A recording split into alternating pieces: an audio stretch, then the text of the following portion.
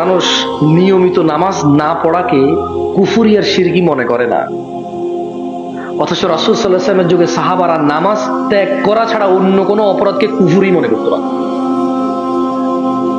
দুষ্টামি, হাসি তামাশা হয়ে গেছে পৃথিবীটা। ইসলামটা শেষ নবীর উম্মত, নারায়ে তাকবীর আল্লাহু আকবার, লিল্লাহি তাকবীর আল্লাহু আকবার সীমাবদ্ধ হয়ে গেছে, বুঝছেন? বর্ণিত তিনি বলেন, আল্লাহ নবী সাল্লাল্লাহু আলাইহি ওয়াসাল্লামকে বলতে শুনেছি, ইন্না আউওয়ালা মা ইউহাসাবু বিহিল আবদ ইয়াউমাল কিয়ামাতি মিন আমালিহিস সালাহ। এই বান্দার কিয়ামতের দিনে সর্বপ্রথম হিসেব হবে নামাজের। কিসের? নামাজের।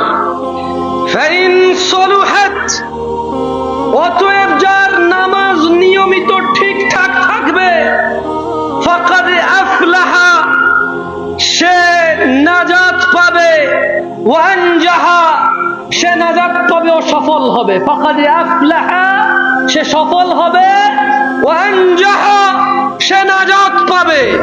কিয়ামতের সর্বপ্রথম হিসাব কিসের? যার নামাজ ঠিক থাকবে তার কি হবে?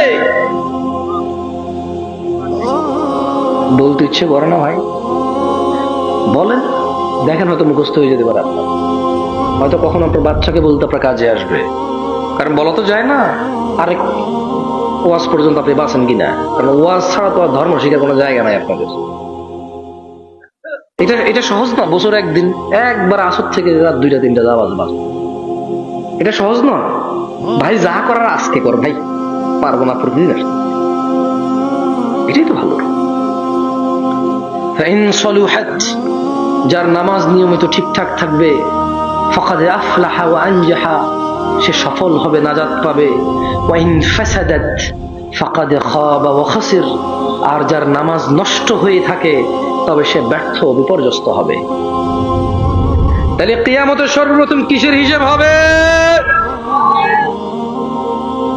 নাজাত পেতে হলে, সফল হতে হলে কি ঠিক থাকতে হবে? সালাত ছাড়া নাজাত চিন্তা করাও ভুল, চিন্তা কল্পনা করাও ভুল। عن عبد الله بن مسعود رضي الله عنه قال, আব্দুল্লাহ ইবনে মাসউদ রাদিয়াল্লাহু আনহু থেকে বর্ণিত, তিনি বলেন, সাআলতু নবিয়্য সাল্লাল্লাহু আলাইহি ওয়াসাল্লাম, আমি আল্লাহর রাসূল সাল্লাল্লাহু আলাইহি ওয়াসাল্লামকে জিজ্ঞেস করেছি, আইয়ুল আমালি আহাব্বু ইলাল্লাহ, ও আল্লাহর রাসূল, ইয়া রাসূলুল্লাহ সাল্লাল্লাহু আলাইহি ওয়াসাল্লাম, আল্লাহর কাছে সবচাইতে প্রিয় আমল কোনটি? قال, তিনি সাল্লাল্লাহু আলাইহি ওয়াসাল্লাম বললেন, আস-সালাতু আলা ওয়াক্তিহা, সময় মতো নামাজ পড়া।